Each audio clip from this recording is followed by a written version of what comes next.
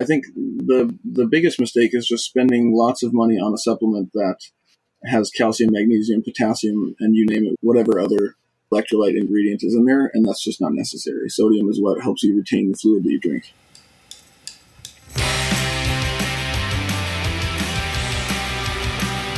Hello, and welcome to the October 20th, 2023 edition of the TriDoc Podcast.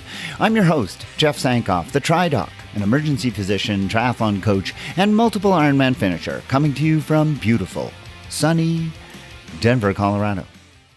We are just about a week removed from the inaugural women's-only Ironman World Championship on the Big Island of Hawaii, for 23 anyways, and by all accounts, it was a terrific day by any measure.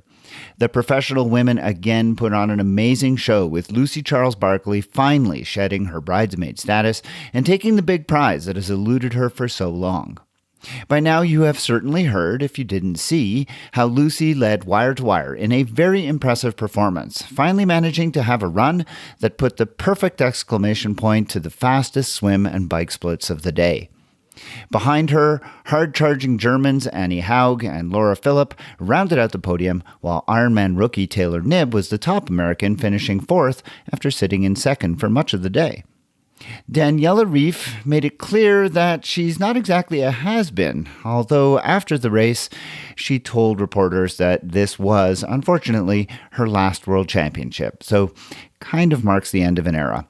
And last year's champion, Chelsea Sodaro, well, she came off the bike 22 minutes back, but she ran through a lot of the field to come in a very respectable sixth. It was a great showcase of so many phenomenal women, and I know that we will see a very different race when the ladies shift to Nice in France in 2024. One thing that I noticed during the run portion of the event made me wonder about what I consider to be a somewhat uneven application of the rules across men and women. If you saw the event, then you saw that Taylor Knibb ran almost the entire marathon with her tri-suit undone and pulled down to her waist, exposing her shoulders and her torso, except for a sports bra.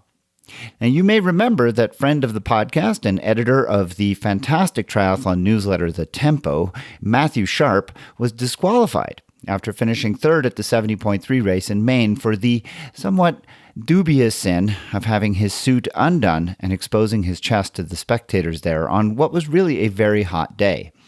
I actually texted with Matt during the race in Kona to ask what he thought about this, and while he was not about to give me the satisfaction of being indignant, he did agree that it seemed a little bit unfair. Personally, I think it's a silly rule, but if it is going to say, then it needs to be applied both ways.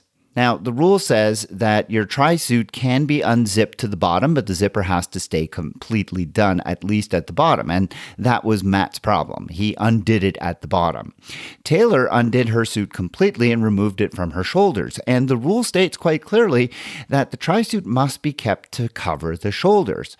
A sports bra is acceptable, but it clearly says that you have to keep your tri-suit on over the shoulders if you unzip it. So she didn't do that, even though she was wearing a sports bra. Now, don't get me wrong. I don't think Taylor should have been disqualified. I just don't think Matt should have been either. Now, Taylor removed her top for exactly the same reason that Matt did in Augusta in Maine, and that's simply because it's cooler that way.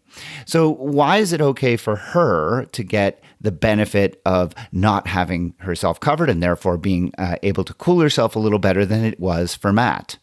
Matt's top remained on and over his shoulders, it was just unzipped. So technically they both violated the rules, but only Matt was penalized. Well, what do you think? Am I off base here, or is this a legitimate, if admittedly somewhat trivial gripe? Let me know by leaving a comment in the TriDoc Podcast private Facebook group. Now, it wasn't all about the Ironman World Championships last week. There happens to have been some other big news that also affected professionals, and that came in the form of an announcement of a new professional race series for Ironman and 70.3 races. Essentially, a list of 18 races was released, at which points are going to be awarded to pros who race and perform well there. Now, significantly more points are on offer for those who complete an Ironman than for 70.3. But given that pros can race more 70.3 events, I'm not sure how much that will have an impact on things. At any rate, Points will be accumulated throughout the year, and pros use their top 5 points awards that they get in races, similar to how the AWA rankings are calculated, where we get our top 3 point getting races, so that at the end of the season, cash awards totaling almost $2 million will be dispersed to the top 50 men and women. At first glance, this seems like a pretty obvious response to the Professional Triathletes Organization, or PTO, and its limited series of races that pay out top dollar to winners. Clearly, the 70.3 World Championship suffered this year by being in such close proximity on the calendar to a PTO race in Singapore, and you wonder if Ironman is trying to get ahead of the curve here and lure professionals back with the promise of a big payday. Now, the issues for the PTO are legion and do not need to be rehashed here, but I am not the only one wondering how much longer they can hang on. Well, whatever the reason for this announcement by Ironman, count me among those who are happy to see it. I think seeing more pros race the best races will make for much better viewing, and having a season-long series like this will definitely increase interest in our sport. The one thing that would add to this whole idea would be a similar investment in the broadcasts of those races. Paying for better quality television commentary and production would go a long way to making this enterprise significantly more likely to succeed in the long run. On the show today, the medical mailbag has another listener question to answer, and this one relates to a kind of new product that has been increasingly advertised, but only on social media that I could find. The Dream Tape Recovery System is essentially a strip of tape that you use to, tape your mouth closed while sleeping. And the point of that is to force breathing through your nose. Now, the makers of the tape make a lot of bold claims about the product and have enlisted some pretty accomplished athletes to help them spread the word, presumably when the tape was off, of course. As always, Coach Juliet Hochman and I are here to help you figure out fact from fiction and get to the bottom of whether or not the Dream Recovery is worth a look, or if it's best to just keep your money parked right where it is. And that is coming up shortly. Later, I'm joined by Alex Harrison. Alex is a writer for Outside Magazine, an exercise physiologist, and like me, a somewhat frequent debunker of a lot of the things marketed to endurance athletes that just don't really make a lot of sense. He does this on a very entertaining series of YouTube videos that he produces with his wife and that I highly recommend. In addition, Alex has a fueling app called Saturday. He's also a strength coach and has developed the Renaissance Periodization Plan for Training, or RP for short. And we're going to chat about all of this and more, and that's coming up a little later on.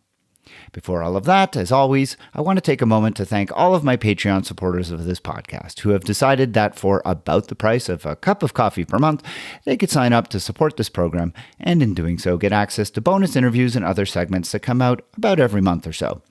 Next week, a new bonus episode will be available for those subscribers in the form of a special medical segment on Can Training Make You Sick? If you enjoy hearing these kinds of episodes, if you're looking to hear bonus episodes like that and the other ones that have been recorded over the past couple of years, I hope that you'll consider signing on to become a Patreon supporter. And if you do so at the $10 per month level of support, you'll receive a special thank you gift in the form of a BOCO TriDoc podcast running hat. So I hope that you'll visit my Patreon site today to learn more at patreon.com/TriDoc podcast. Think about becoming a supporter so that you can get access and maybe this cool gift as well. And as always, you have my thanks just for considering.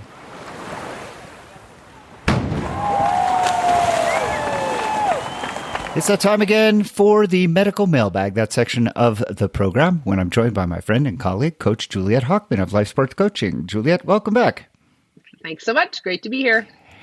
We have another listener-submitted question. Juliet, what is the question that is burning in the minds of one of our listeners this week? Well, I'm glad this question came across the transom, actually, because about the same time you mentioned it, I had noticed on social media that a swimmer that I follow is also promoting this. And it's called Dream Tape. And it's basically a bamboo silk tape that goes over your mouth when you sleep. And it's supposed to promote nose breathing, which supposedly has all of these other benefits that might or might not help with performance. I can't imagine sleeping with my mouth closed. So I'm really curious as to what you've learned about this. I did go on the website and read a little bit about it. As a former clarinetist, I know the importance of breathing and breathing through your nose, breathing through your mouth. So I'm really curious to hear what you found out about this product called Dream Tape.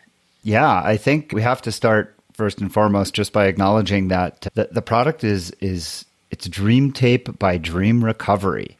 So I'm not sure if they're suggesting that you're going to recover your dreams or if you're just having a dream-like recovery from the exertion that you're doing during the day. It's not clear to me. I will say that this product violates a lot of the tenets, a lot of the principles that we talk about here on the TriDoc podcast of things that athletes need to be wary of. The first is they have a very slick website. It's quite colorful. It's very well done, very well designed, and it makes a lot of boastful claims. Many of those claims are, well, frankly, a little bit hard to believe.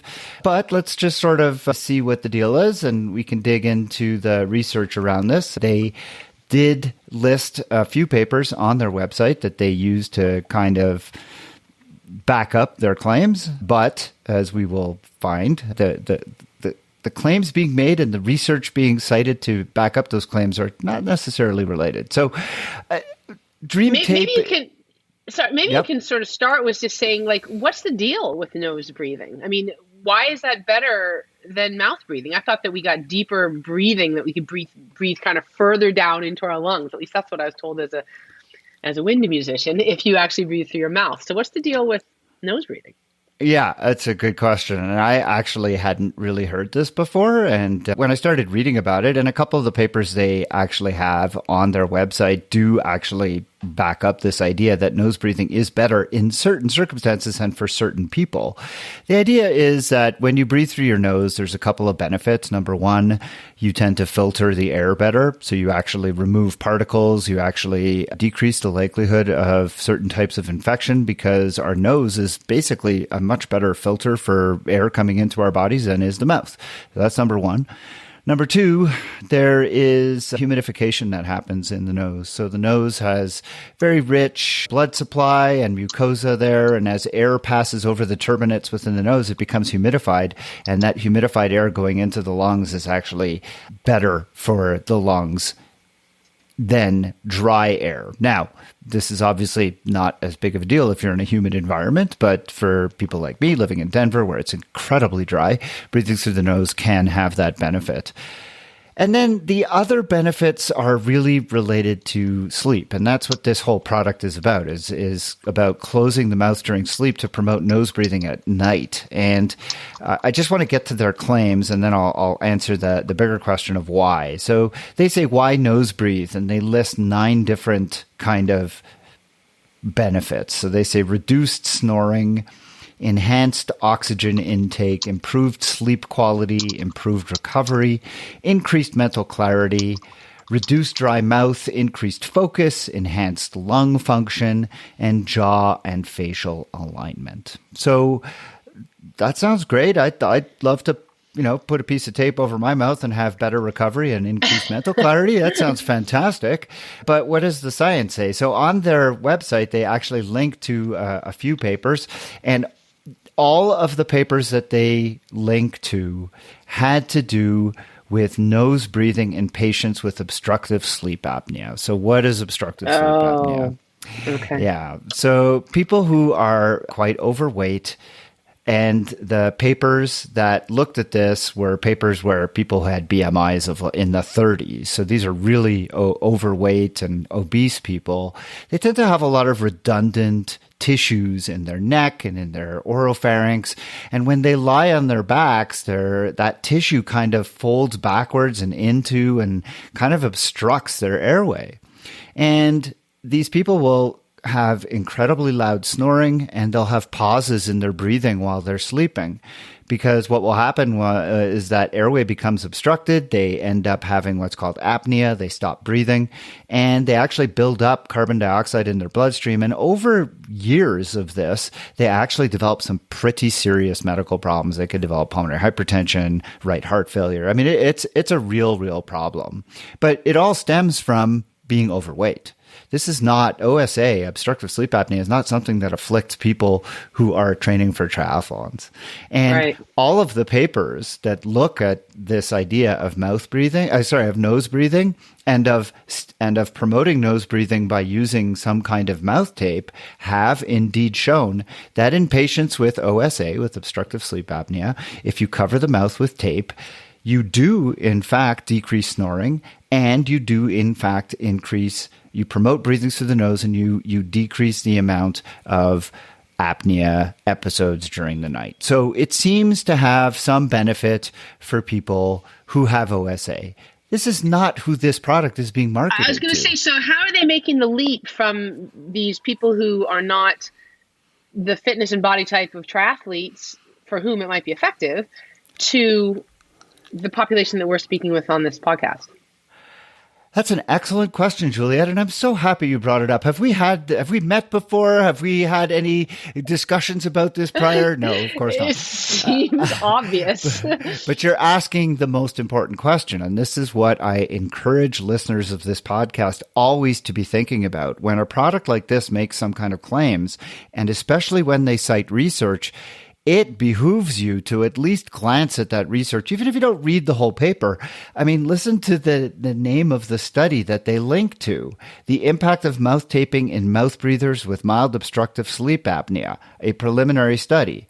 Now, you may not know what obstructive sleep apnea is. That's okay. Just Google it. You'll find out what it is, right? And you'll find out very quickly that this has nothing to do with athletes. So there are no papers that they link to that talk anything at all about most of their claims. So reduce snoring? Sure. I'll give them that. Could it work? Listen, my wife tells me I snore, and I'm not overweight. I don't have OSA. Would this work for me to help with snoring? There are other products out there. There's Breathe Right strips that you put on the nose. Sure, Those promote nose breathing, and those actually do decrease snoring as well. So my husband wears those. Yeah. At night. Right. They work. Yep. Yeah. So I have no reason to believe that this tape would not work. So the tape probably does decrease snoring. Now, look, I snore, your husband snores. We both sleep fine because we don't have OSA. And my wife doesn't sleep fine, so maybe this would help her with her recovery. But there's no reason to think that my sleep is going to be of any higher quality, given that I don't have problems with obstructive sleep apnea. So this idea that my sleep quality is going to be improved, there's no evidence whatsoever. I'm not sure where they came up with this. And then I'm pretty sure some of these other claims that they're making, the idea of improved recovery, increased mental clarity, I think those things are related to this notion, if athletes are sleeping better, they'll have those things. That's my guess. And the reality is that there's no evidence whatsoever that mouth taping improves sleep quality. None. None of the studies showed that people with OSA slept any better. It just showed that they snored less. So likewise, is there any evidence that if we plug the mouth and we are just breathing through our nose, is there any evidence that just nose breathing is beneficial to any of the things that they mention on the website? It's like, so does nose breathing actually, these 10 bullet points, reduce snoring, improve sleep quality, improve recovery? Like, how do we know that putting a tape over your mouth and breathing just through your nose will improve recovery? Well, I don't think we do. And I think that's where I encourage listeners of this program all the time, when you see a product being advertised with all these kinds of claims, think about it. Do the claims make sense? And is there a scientific rationale for them? And here, I don't think the claims make any sense, especially this idea of enhanced oxygen intake. I mean, that makes no sense at all. You breathe through your mouth, you breathe through your nose, you're still going to get the same amount of oxygen from the atmosphere. You're going to get it's ridiculous. This idea of enhanced lung function is also preposterous, because your lungs don't care where the air is coming from, nose or mouth. Your lungs are going to work exactly the same. Now, decreased dry mouth? Absolutely, right? We all know if you're breathing through your mouth at night, you wake up, you've got cotton mouth. Right? It's terrible. Yep. And if you tape your mouth closed and you're breathing through your nose, absolutely, you're going to have decreased dry mouth. I think that goes without saying. And I don't need a study to prove that. The jaw and facial alignment is interesting. We actually found a couple of studies, again, looking at patients with OSA specifically, that showed when they taped the mouth, the airway anatomy seemed to be improved. So this idea, but whether or not that causes long-term improvements in jaw and facial alignment, I don't know where that came from. So listeners of the program, you see a product like this, you see all of these claims, just, do they pass the sniff test? And no pun intended, none of them really do. None of them really do. And I think that is, and I'll tell you what, Juliet, I wrote to these guys. It's one guy. It's one guy. He's a strength and conditioning coach. He's a very big guy. So fortunately, he's in Boston. So he hopefully won't get upset. Come find you. Yeah. He's definitely a big guy that I don't want to have to meet. But he's very, very passionate about this, as would anybody who develops a product and has a firm belief in it. But he, as far as I'm concerned, he's dramatically stretching the credulity of what this product can actually do and accomplish. And while I think this product may have some benefits for people with sleeping problems, with OSA specifically, to then take this and apply it to athletes doesn't make any sense to me whatsoever. And his website is full of reviews and social media posts of people who use this. And they're all young people, young, healthy people saying that, oh my gosh, my life is so much better since I started taping my mouth shut. And it's almost comical because I could think of so many like ways to twist that around and make it into a joke, right? Do we even know that nose breathing during exercise helps better? I mean, as you say, the lungs and the body don't care from where the oxygen cometh. So, well, we found one study. We found a single study. And this study is awesome because it's got a hilarious description of their exercise protocol. You're going to like this. But the study was done back in 1981, and it says the effect of nasal and oral breathing on exercise-induced asthma. So this is a very specific population. This is people who develop asthma as a result of exercising. And their exercise protocol, this is awesome, is they had their participants run, quote, to and fro at maximum speed in a measured corridor of 90 meters length, end quote. To and fro. They ran to and fro. Anyways, awesome. What they did find is that this was a very small study. 5 people with non-exercise induced asthma and 5 without asthma. Sorry, 5 with exercise induced asthma, 5 with regular asthma, and 5 without asthma. They had them do this, running to and fro, either breathing through their nose or breathing through their mouth. They acted as their own controls. And basically what they found was nose breathing actually does seem to have an impact on exercise-induced asthma. And this is something that is known. That goes back to this idea of the humidification of the air. We know that one of the reasons that people get exercise-induced asthma is because they're breathing through their mouth and they end up desiccating or drying out some of the membranes within the lung, and that causes bronchospasm and exercise-induced asthma. So breathing through the nose is one of the ways you can actually prevent that. And this study just kind of, showed that. But it's a very small study. It's never been duplicated. And it's the only thing that we could find that had anything to do with exercise. And we found, as I said, nothing whatsoever having anything to do with recovery.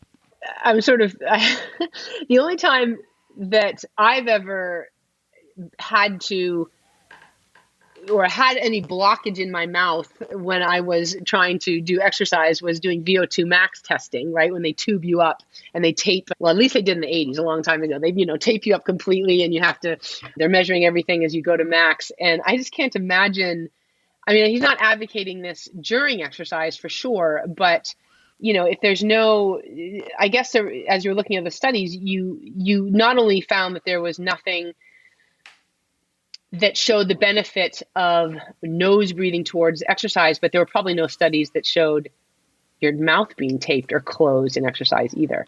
No, nothing at all. Just that one study on asthma. There's nothing else out there. And I should finish the thought I had before when I was talking about the big guy who owns the company. I did write to him to find out if there was any research that maybe they had. I mean, because I always assume these people are not just making this stuff up. They obviously believe deeply in it, and they believe it helps. And I just want to know, is there science? And so I wrote and I asked politely, do you have any evidence to back up this assertion that the lung function is improved? And I've heard nothing back. I'm not terribly surprised. But there's the product isn't really being marketed as something to be used during exercise. It's really being marketed as something you use at night to help you sleep better, which ostensibly will help you recover better. But again, if you don't have OSA, we don't know that this does anything of the sort. Right. And not to mention that at least when you get to our age, already at night, you're putting on an eye patch. You've got earplugs in. If you're my husband, you've got a nose strip. If you're me, you've got toe separators. There's a pillow under your back. I mean, how many more things are you going to do before you go to bed at night? The preparation for sleep is enough to tire you out, right? It's true. It's true. Oh, my goodness. Well, that's very interesting. So it sounds like your takeaway, Jeff, is don't waste your money on this one. No, I mean, and listen, it isn't inexpensive either. I mean, we talk about cost on a lot of the products that we talk about. This one is $30 a month, so, $1 a day. You can, of course, also add to it with their, what do they call it? They have these masks. They have an eye patch, I noticed. Yes, a Dream Recovery sleep mask, which is $60. It's the most expensive sleep mask I've ever seen in my life. It looks like it's made of the very most high quality silk. And they talk about how this is, again, proven to improve sleep. But I don't know where that's coming from. Just sleep in a dark room.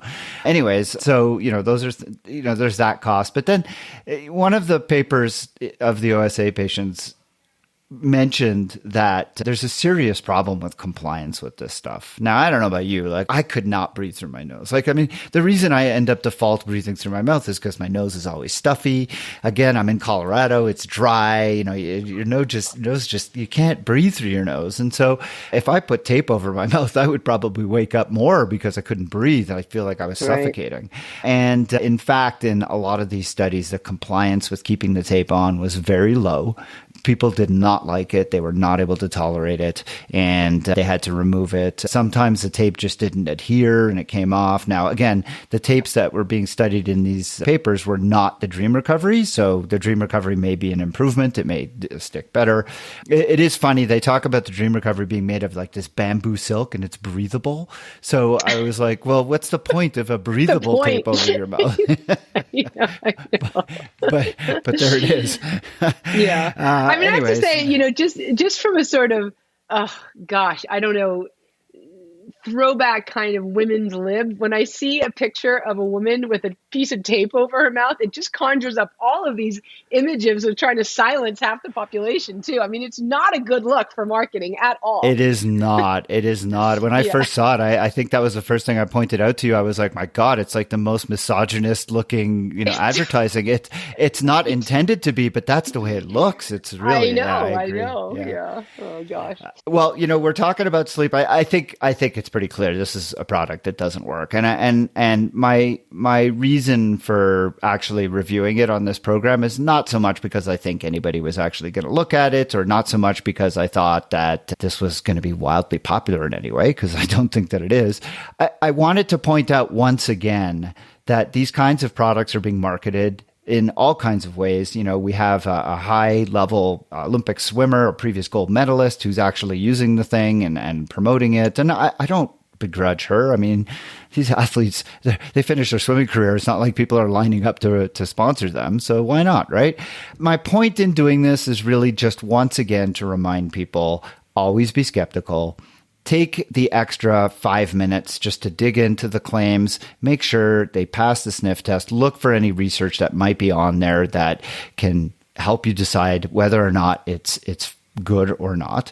And if you're not sure, that's when you send us an email and you say, hey, could you look at this and let us know what you think? Because sometimes it's not so easy to tell, because as I've pointed out for other products, sometimes they put a bunch of papers on there that the titles look great and some of the conclusions that they will write on there look great. But when you actually dig into the papers, the quality of the research is very poor. In this case, the research was fine. It's just not at all applicable to the people that they're marketing this to. Yeah.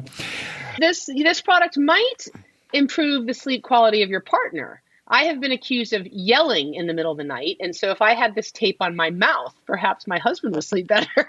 Well, that's what I keep thinking. Every time I see people talking about how much it makes them sleep better, I think it's probably making their partner sleep better more than anything else.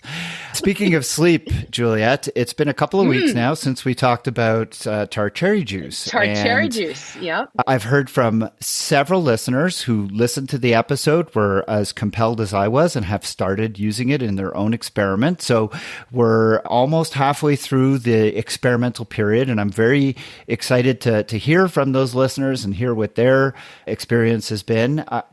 What about you? Have you noticed Right. anything? So I have been, when I'm home, I've been drinking it religiously morning and night. The problem is that this month, October, I'm on the road more than I'm at home. And so I'm going to have to extend my trial period into November because of just the ability to consistently take the product. But how about you? You haven't been traveling that much. What do you think? Yeah, I almost immediately, and again, how much of this is like placebo and how much of Right. this is real, but almost immediately I did notice that I seemed to sleep a little bit better. I've never had a problem falling asleep. I fall asleep pretty easily. The big issue for me is staying asleep. And then if I do have to get up, like to get a drink of water or to go to the bathroom, falling back asleep has always been a problem for me. With the cherry juice, again, it's a short period. I can't say there's anything definitive yet, but I have anecdotally noticed that I seem to be sleeping a little bit better. I will also say that now I've just kind of started my taper for my next race, which is coming up this weekend. So I haven't been hitting it quite as hard, but I was hitting it pretty hard last week. And I don't know. Again, placebo, or is it just because I'm aware I'm taking it? I don't know, but I definitely seem to feel a little bit less sore, a little bit more recovered going into workouts after a tough workout. Now, again, this is me. This is an N of one. It's very easy to have that become like, I mean, obviously I'm aware I'm taking it. I'm thinking about it. Therefore, I may be accentuating anything that is actually happening, fabricating, things that aren't actually there. Right. So Right. it's going to require more time. But my initial impressions are that it has been worth the expense in the first 2 weeks. And we'll see. As we get through the next 2 weeks, I'll be very interested to hear yours. I'll be very interested to see how mine continues to go and to hear from the rest of the listeners. Yeah, for sure. Let's keep tracking that. Yep. Well, Juliet, it's been another great episode, I think. I think we had a great discussion. Our next medical segment is going to be one that I'm really eager to talk about. It's something you and I have talked about quite a bit over the last, I'd say, 4 to 6 weeks. First, we kind of discussed whether or not it was something we wanted to tackle. And then after seeing some articles come out about athletes and this specific thing we're going to talk about, I think we both decided that this was something we should talk about. And that subject is going to be Ozempic.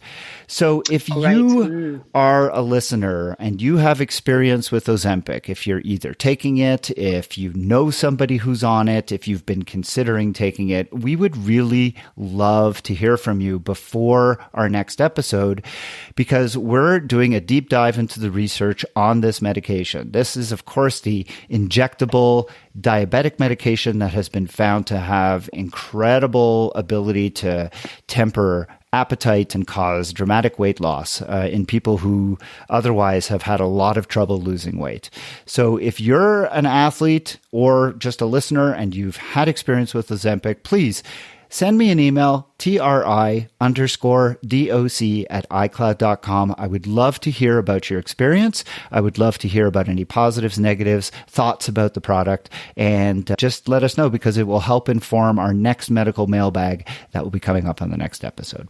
Until then, Awesome. Juliet, thank you so much for joining me once again. I look forward to that conversation coming up on the next episode. I hope the listeners got something out of this one. That was fun. Thanks so much, Jeff.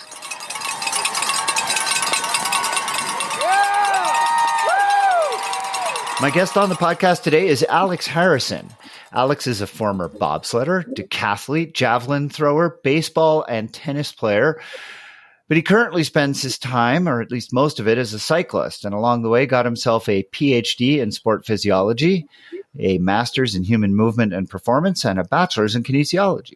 He works as a track and field and strength coach and has authored the RP diet for endurance, RP standing for Renaissance Periodization, which is an evidence approach to dieting and training. Recently, Alex launched a new personalized performance fueling app called Saturday, something that we will talk about during our conversation. And he and his wife, Michelle Howe, a professional triathlete, have a running series on YouTube that is highly entertaining, in which they give very lighthearted and honest taste reviews at the same time as they educate on fueling, on many of the nutrition products that are out there. Alex also writes for Outside and has authored many articles on diet, electrolytes, and training. And I'm really, really happy to have him join me today for a kind of free-form discussion on all things physiological and nutrition. Dr. Alex Harrison, welcome to the TriDoc podcast. Thank you, Jeff. That was easily the most generous intro I've ever received. Well, it's easy to be generous when there's so much like cool stuff to say about someone. A decathlete, that's pretty awesome. That means not only most of us are satisfied with three things, but decathlon wins, you're doing a lot more than just that. You're throwing stuff, you're jumping over stuff, you're doing a lot of things. At what age did you get into decathlon? I started decathlon right around the same time I quit baseball, so age 16. Took my throwing skills to the track and then realized I could run a bit too. And yeah, I've always had a love for endurance sports, though. So decathlon, I was always having to run less, honestly, in decathlon to be successful at decathlon because I really do enjoy endurance training. How do coaches identify potential decathletes, or is it potential decathletes that come to coaches?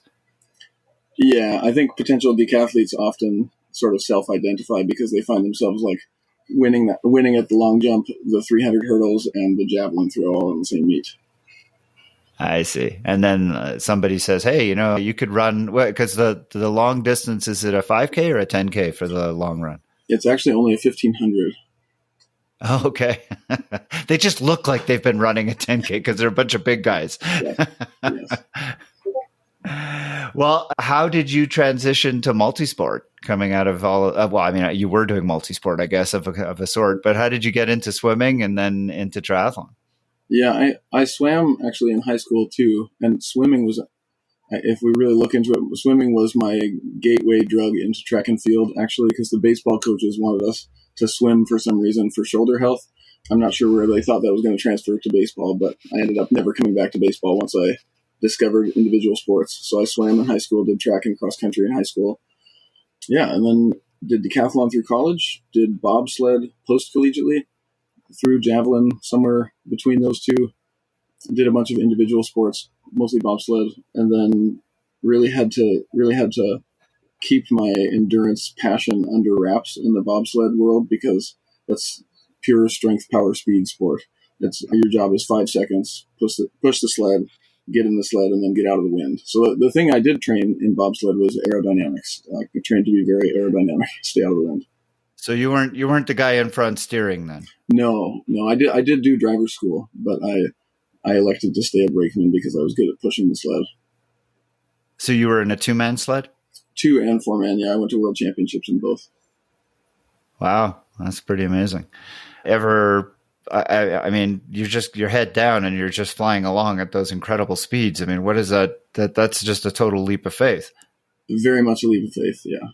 Yeah, your head ends up as the kickstand when you crash. That's not something you tell prospective sledders, I'm guessing. No, they try to hide that from you until it happens.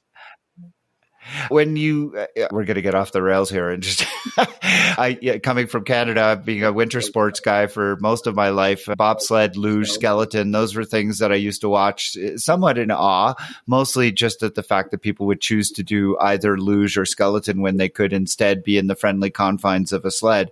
It always struck me as those sports, they tried to hype up the danger of them, but in reality, when they crashed, I mean, everybody always got up at the end because they were just sliding down ice.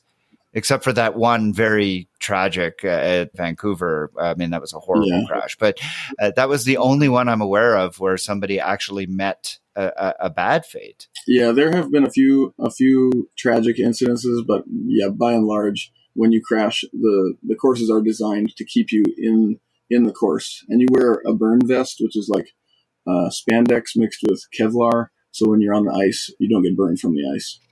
Going 80 miles an hour on the ice. So no road rash. You still end up with road rash through the Kevlar vest, but that's much better than a hole in your shoulder. Right. Yeah. Interesting.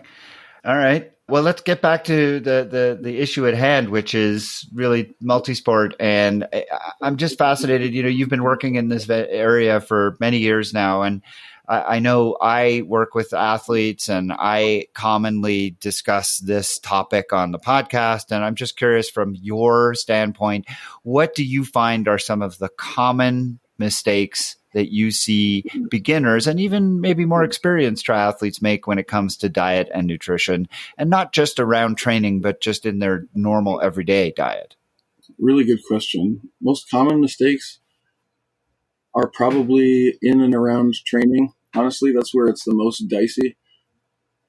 But there are certainly like health sort of, I would call them health myths or gimmicks that folks fall into. They miss the forest for the trees when they start looking at how they're going to do their diet overall. That's easily the most common mistake outside of training, is to just get laser focused on something small, like eliminating a certain food or food group, rather than nailing all the big things that your mom told you to do anyway.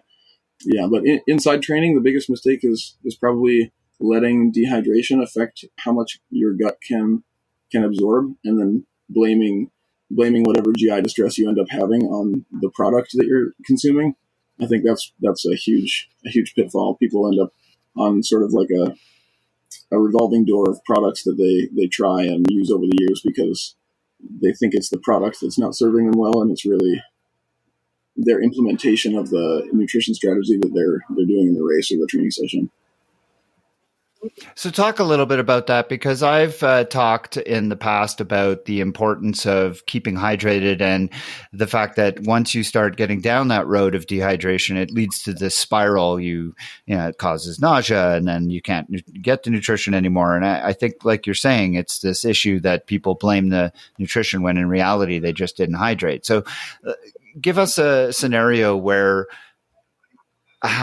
how it plays in, where getting behind on hydration really leads to problems. Yeah, so I always say a hydrated gut is a happy gut, and that means both systemically hydrated, your whole body hydrated, and also inside your gut needs to be hydrated, meaning you have to have enough water inside the gut for the gut to process the fuel that you're putting in with it. But yeah, if you incur systemic dehydration during exercise because you're sweating a bunch early on and you're not drinking until your thirst is way out of control, all of a sudden you've reduced the capacity of your gut to absorb the fluid that you're drinking now, which that's what starts that spiral. And then when you try to add in the fuel that you're supposed to be intaking, all of a sudden you get gut cramps, diarrhea, nausea. It feels like stuff is just sitting in your gut because it's not passing it through. And the converse of that, of course, is people who take in large amounts of simple sugars, because they actually can start drawing in too much fluid into their gut. So you have almost this double-edged sword of not enough fluid or too much fluid. And both of those can lead to problems. I have started to see a lot of manufacturers of some of these products advertising, oh, we hydrate better than water. What are they referring to? It's rubbish, of course, but what are they referring to? Sure, yeah. I think folks can get away with a really high carbohydrate intake as long as they're also matching it really well with the hydration that they're consuming. So that's water and sodium, and that's what those companies are saying when they say we hydrate better than water. Like you've probably heard Liquid IV, Element, Hydrolyte, all of these hydration products that sell you a dollar package, and it's like a little tiny package of powder that you open up the whole package and you dump it into your water. What they're selling you is salt and maybe sodium citrate, but they're selling you sodium, and you can get it in table salt, and it works really well, and you don't need to pay $1 per mini package.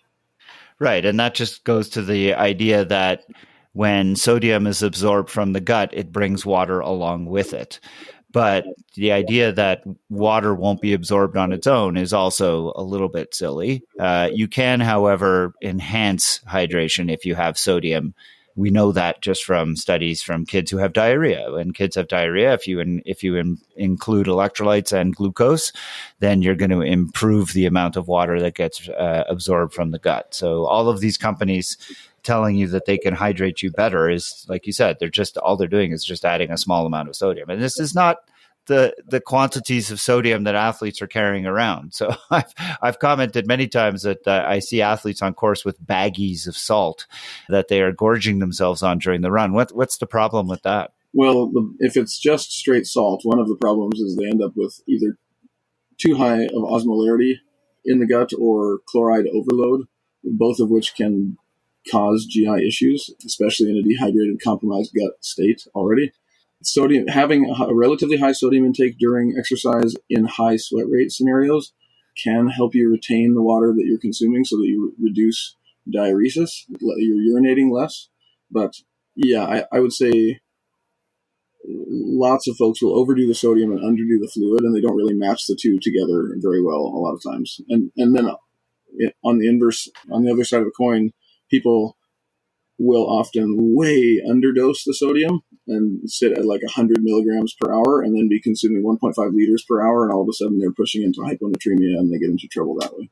So what's the sweet spot? Because you mentioned sweat rates, and I often hear people, "Oh, I'm going for a sweat test to get my sweat analyzed." And I've counseled people that it's not 100% necessary to know how much salt you're losing in your sweat. It's more important to know how much fluid you're losing per hour, right? Because it's the fluid you need to replace. And as long as you're taking, my feeling is, as long as you're taking anywhere between 400 and 600 milligrams of salt per hour, that you're going to be fine. How do you approach I would say from the perspective of a very large sweaty person, I sometimes do benefit from substantially more sodium than that, but my fluid intake also sometimes needs to be in excess of 1.5 liters per hour. I've consumed 1.8 liters per hour just to prevent excessive body weight loss due to sweat, like when I'm in Tucson in the late spring or something and I'm outside in the middle of the day. So basically, the more you're sweating, the more you're going to need sodium. And I think 400 to 600 works in a lot of cases. I think some folks benefit from as much as 1,000 milligrams per hour or even 1,200 milligrams per hour. But that's definitely in folks who, one, are sweating way more than a liter per hour, and two, are consuming at least a liter per hour to offset their sweat losses. Basically, the more you sweat, the higher the sweat rate is, and the higher your intensity is, the more matching sodium to your fluid intake becomes important, especially over long durations. And that's the key, right? It's matching those two. It's the idea is that you've got to keep up with both. It's not that there's this magic, oh, you need to take 1,500 milligrams of sodium an hour, you're going to be fine. It's that you've got to take 1,500 milligrams of sodium while you're taking that liter and a half, because otherwise you're out of balance and you're going to cause problems. Totally. Do you see other common electrolyte mistakes that people make? I mean, I know we always focus on sodium as the big one. I'm starting to see this company now with magnesium. I have my thoughts on that, but are there other common electrolyte mistakes? Yeah, everything else is a mistake, in my opinion. I think folks often, if they're into really health interested folks, especially in the running community, will be really high on the potassium. And sometimes we'll have more potassium than sodium in a beverage, which is just a recipe for hydration-related issues. Yeah, I think the biggest mistake is just spending lots of money on a supplement that has calcium, magnesium, potassium, and you name it, whatever other electrolyte ingredient is in there, and that's just not necessary. Sodium is what helps you retain the fluid that you drink. Couldn't agree more at it perfectly, which is everything else is a mistake, because it's amazing how these companies continue to come out. They continue to market to athletes telling them that they have the secret ingredient that they need. And the reality is that it's all spice needed. And most of this stuff is micronutrients for a reason. You need it in tiny, tiny amounts, and it's not really going to change anything. And it's real. The companies have a far bigger advertising budget than we do, but it is what it is, I guess. Tell us about Saturday. This is you have developed that seems to be a popular kind in this market. I know there's, of course, Fuel In is going to be one of your competitors. So tell us where you came up with the idea for Saturday, what it does, and how you envision it working for athletes. Yeah, Saturday is an endurance nutrition coach in your pocket. It helps you build your fuel and hydration recipes with the products that you have in your kitchen. And you can use home ingredients to optimize for you and also to save money if you're into saving money, and customizing flavors, that sort of thing. And it helps you do all of that really easily. I think that's the thing that differentiates us from everybody else is, one, we're totally automated, so we can keep costs down. And two, we allow really, really big time customization while being easy to use. Like the Michelle's my wife. We come from a sports science place, which is not a tech place. Sports science is very far from like the typical Garmin, Wahoo. Those are all computer people who make sport companies. And when you bring in sports science and coach people, you get a different approach to technology, which is it needs to be easy for coaches to use and it needs to be easy for athletes to use, because we are those people. And I cannot tell you how many headaches I've had syncing issues update issues with other technology, and or fighting with where is that piece of the software platform that I can remember how to get to the dashboard or whatever. That's like our antithesis. And how does an athlete use Saturday? Give me a typical case scenario. Yeah, you do our questionnaire. There's 20 questions right up front, and then once you're into the app, and the 20 questions are really easy. It's all just tap and go. There's not even any typing. And then once you're into the app, you can sync up with Training Peaks soon. We'll have that live here in another month or two. And eventually, once Training Peaks is synced up, your workout fuel will be produced for you as soon as your Training Peaks workout is added to Training Peaks by your coach or by your plan. Right now, we just say, what date is your training? How long is it? How hard is it? And how sweaty will you be? And there's a little slider to intuitively assess how sweaty you'll be. And then it outputs how much carbs you need, how much fluid you need, and how much sodium you need, and how to actually get it into your bottles or into your pack. And then, helps you get out the door, put it all together. And does it provide any nutrition outside of training? Does it give any tips or advice or a plan for daily nutrition needs, or is it really just restricted to workouts? It will eventually, but we don't anticipate competing with Fuelin on that front. And I think their price point demonstrates that I'm not really sure. Their price point is way up there, and our price point is not way up there intentionally, because the goal is make this accessible, make professional nutrition accessible to everybody. Like Strava and Training Peaks are pretty accessible to everybody. It's not supposed to be like this high dollar product, but it's going to have high dollar science behind it. I think we will eventually have daily nutrition. We might even have like weight loss, weight gain, if you're interested in that kind of thing. But it's going to be one of our values is that we don't encourage orthorexia or anorexia or any sort of disordered eating, which is way too common in endurance sports. And to do that, it's important to keep some of the recommendations flexible. So our macronutrient recommendations for the day and for pre-workout and post-workout will eventually be somewhat flexible and not really hyper dialed in, because that leads to orthorexia in a lot of endurance athletes. Yeah, it's a tough spot to occupy in endurance sport, because, as you said, we see so much of relative energy deficiency syndrome, and you don't want to play a role in that at all. And then if you've got an app in your pocket that keeps telling you eat more, and you've got an athlete whose mindset is, no, I'm not going to do that, and I imagine then you're going to run into problems with athletes being, well, I'm just not going to use this app because it's telling me to do something I don't want to do, and that's a tough place to be in. How do you even begin to kind of like deal with that? That is actually, it was one of the brightest moments for us was when we realized that people using our app were reporting that they were no longer struggling with that sort of inner voice that was telling them restrict. That was really cool. Like people would report, like, your app gave me license to actually fuel myself appropriately. And that's big. That's really big. So just taking the decision making away, because the app is basically saying, look, this is what you need. And then the athlete doesn't have to think about it. They're like, I don't have to think about how many miles I'm going to do. My coach told me how many miles I'm doing today. Now I also don't have to think about what I'm fueling with, because here it is. So taking that out of their equation is basically making them fuel more appropriately, and therefore potentially decreasing, at least while they're training, the potential for them to not be underfueled. Totally. That's really interesting. I wonder if I've spoken with nutritionists on this program multiple times, and they constantly are athletes who come to them and their main focus is, I have to lose weight. I want to lose weight. And they always begin the journey with those athletes with this overarching conversation about how if you want to train, you have to be properly fueled. Yes. And if you're properly fueled, it's going to be hard to lose weight.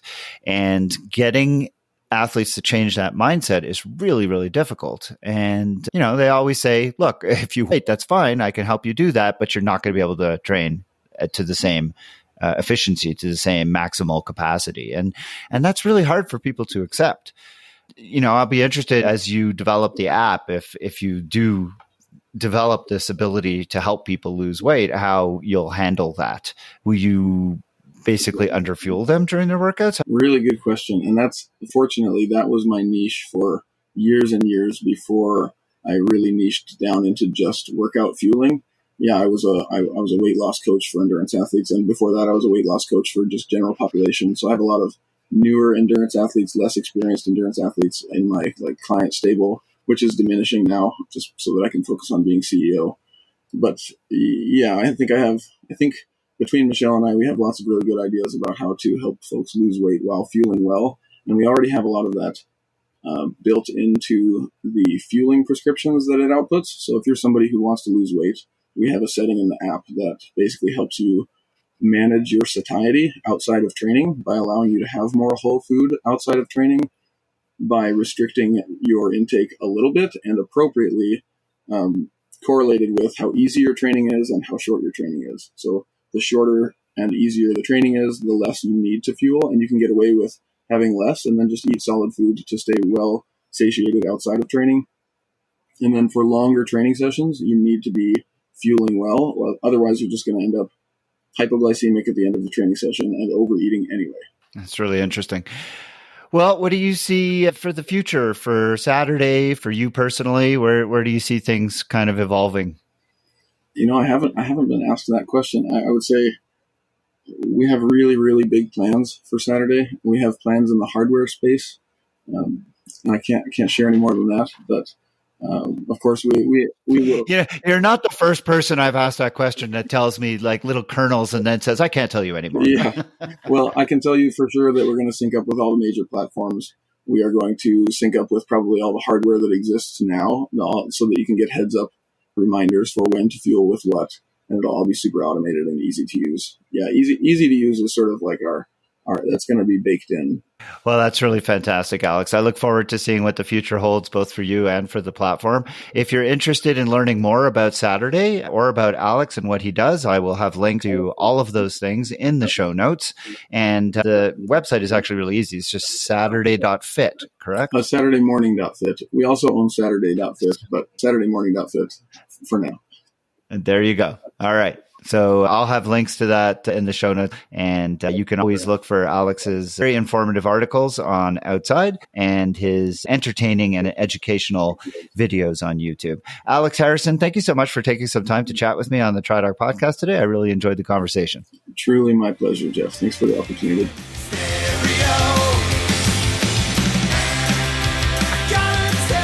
And that's it for another episode. The TriDoc podcast is produced and edited by me, Jeff Sankoff, along with my interns. I'm Agent Johnson. This is Special Agent Johnson. Oh, how you doing? No relation. I'm Jeff Sankoff, the TriDoc. I'm in charge here. Not anymore. Those interns are Ian Johnson and Ben Johnson. You can find the show notes for everything discussed on the show today, as well as archives of previous episodes at tridocpodcast.com. Do you have questions about any of the issues discussed on this episode, or do you have a question that you'd like for me to consider answering on a future episode? Send me an email at tri_doc@icloud.com, or join the private TriDoc Podcast Facebook group on Facebook, and you can submit your questions there. If you're interested in coaching services, please visit tridoccoaching.com or lifesportcoaching.com, where you can find a lot of information about me and the services that I provide. You can also follow me on the TriDoc Podcast Facebook page, TriDoc Coaching on Instagram, and the TriDoc Coaching YouTube channel. If you enjoyed this podcast, I hope that you'll consider leaving me a rating and a review, as well as subscribe to the show wherever you download it. And of course, there's always the option of becoming a supporter of the podcast at patreon.com/TriDoc Podcast. The music heard at the beginning and the end of the show is Radio by Empty Hours and is used with permission. This song and many others like it can be found at ReverbNation.com, where I hope that you'll visit and give small independent bands a chance. The TriDoc Podcast will be back again soon with another medical question for me to answer and another interview with someone in the world of multisport. Until then, remember 1121 and train hard, train healthy.